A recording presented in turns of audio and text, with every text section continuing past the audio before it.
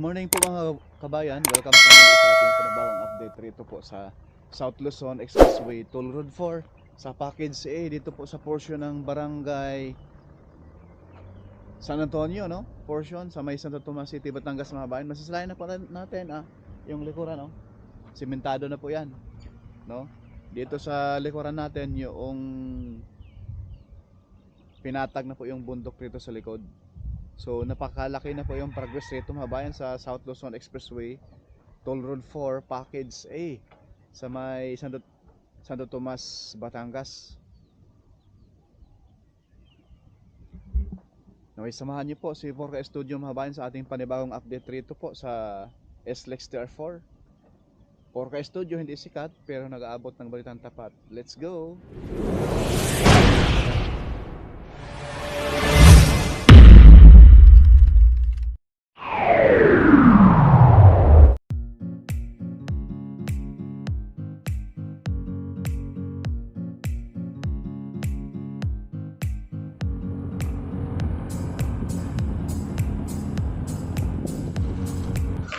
Good morning po mga kabayan. So ito po yung baba natin, ang ating i-update rito sa portion ng geothermal at mula rito sa may Barangay San Antonio, Santo Tomas City, Batangas ay yung baba mga kabayan. Yan po yung baba na kung saan yan po ang malaki na po yung progress na ngayon. Masisilayan nyo po sa ating ground shot at drone shot mamaya, no?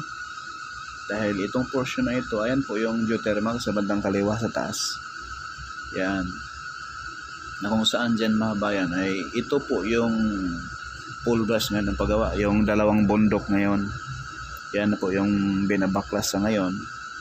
Konting ano lang to, no, hahabulin na ito mga bayan bago tag-ulan para baka malatagan ng simento ito bago tag-ulan, kasi mahirap po magtrabaho dyan sa bundok mga bayan kung tag-ulan na, madulas.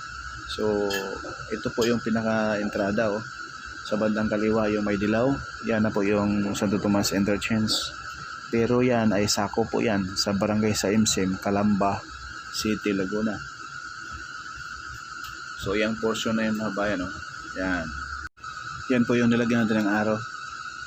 Diyan lang po tayo sa area na yun mag-update mga bayan. Bago ang lahat, paki-like, paki-share, follow at subscribe po, no, sa ating YouTube channel at sa ating FB page mga bayan.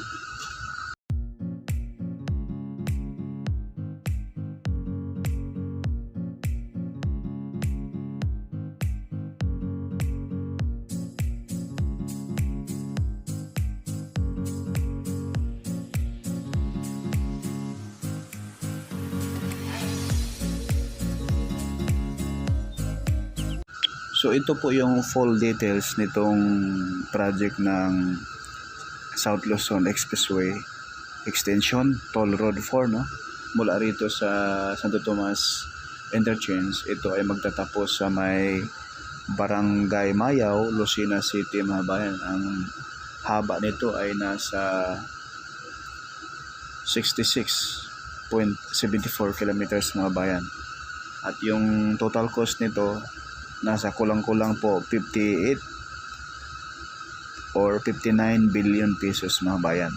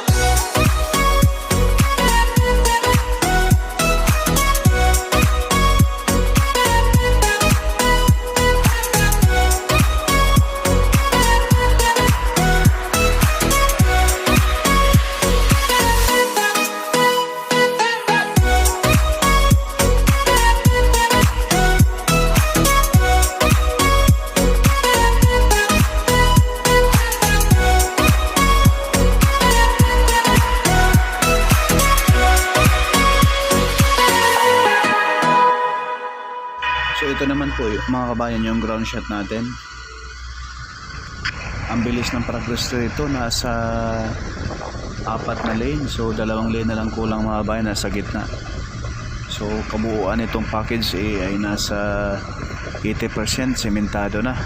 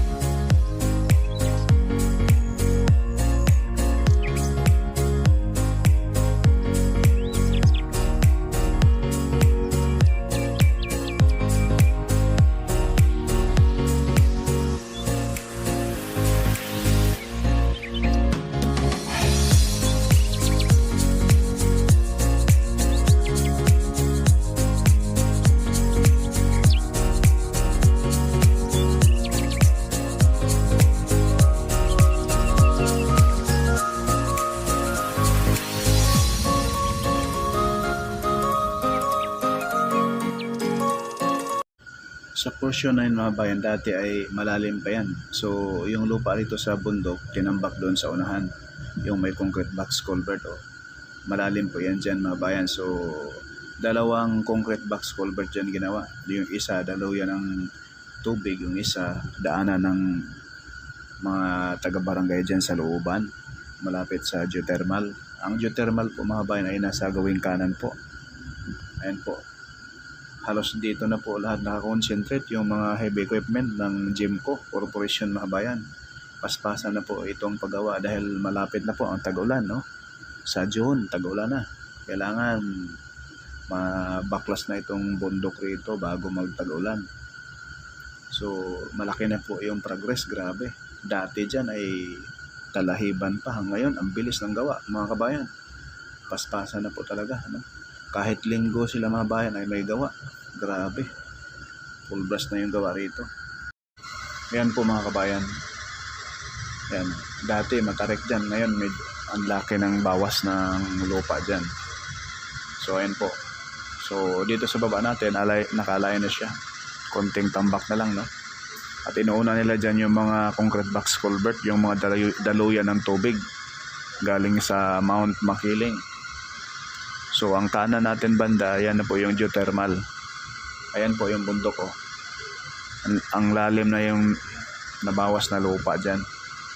Kunting patag na lang. So ayan naman po sa kabila. Lilipat tayo dyan sa kabila mga bayan, yung isang subdivision dyan. So pagbaba natin dyan sa pakaliwa, ayan na po yung interchange ng Santo Tomas.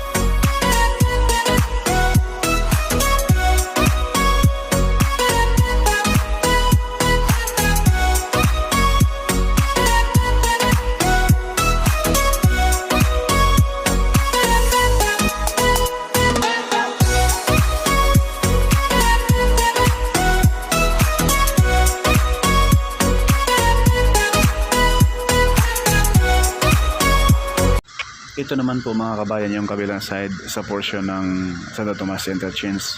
Yung kaharap sa ating camera kung saan doon tayo galing kaganina, no? Baga ito yung baba. Paspasan na rin po rito yung pagtambak at pagbawas ng lupa dyan mga bayan sa taas. Yung bundok na tinutukoy ko po doon sa dulo kaganina.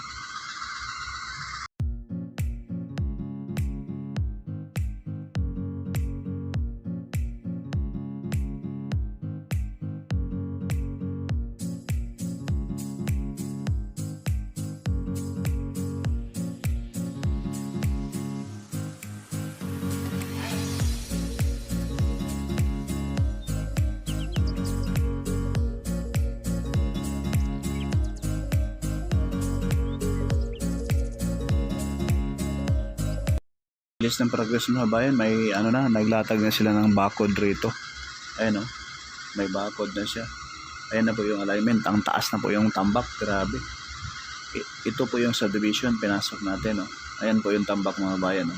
Kung titignan natin sa drone, ay medyo ano siya, wala pa, mababa pa, pero dito sa baba, ang taas na yung tambak. Ayan o. Halos lahat ng heavy equipment ng Gemco Construction Company mga bayan ay halos dito na po nakapokus lahat sa package A dito sa Santo Tomas Interchange going to Barangay San Antonio, kasi ito na lamang po mga bayan ang talagang kulang, no? Kasi yung package B ay ang tinatapos doon yung mga barangay road na lang, yung mga flyover doon, pati doon sa San Pablo Interchange Barangay Road, yun na lamang po yung tinatapos doon sa portion. Kaya yung mga heavy equipment, mga equipment ng contractor ay dito lahat nakapokus halos sa package A.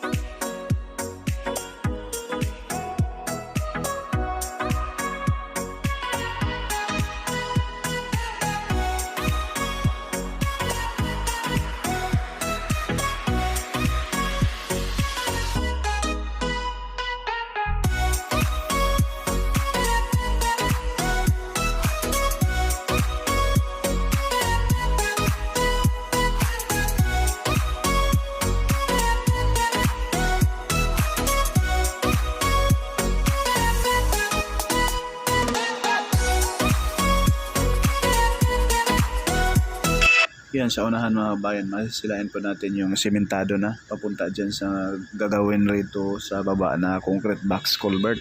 Ayan o, sementado na yan mga bayan hanggang doon sa kadikit doon sa SLEX TR3. At yung mismong trumpet design roon, yung circle ay may nalatag na rin pong concrete cement roon. Nasa ano na po yan, halos nasa 50% yung circle mismo. So dito po gagawa sila ng tulay rito mabayan, dahil yung barangay road sa baba ay papasok yun doon sa golf course papuntang mismo mga subdivision dyan sa taas natin. So ayan po mga bayan, paspasa na ngayon, minamadali na dahil dapat matapos ito bago mag-tag-ulan, bago mag-May, no? Baka pag June ay maulan na, mahirap na po. Ayan na po yung sementado mga kabayan, at ayan na po yung pakaliwa papuntang Star Tollway, yung pakanan papuntang Maynila na yan. So dito po yung pinaka-entrada nitong South Luzon Expressway, Toll Road 4. Ito po yung Santo Tomas Interchange, no? Pero ito po ay sakop po ito sa Barangay Saimsim, Calamba, Laguna. So itong pakanan, yung hindi pa na semento, yan po yung papasok yun sa mismong SLEX TR3. At itong pakaliwa, kapag galing ka ng Batangas, galing ka ng Santo Tomas, papasok ka ng Paes Lexter 4 dito sa bandang kaliwa. Yan po mga bayan.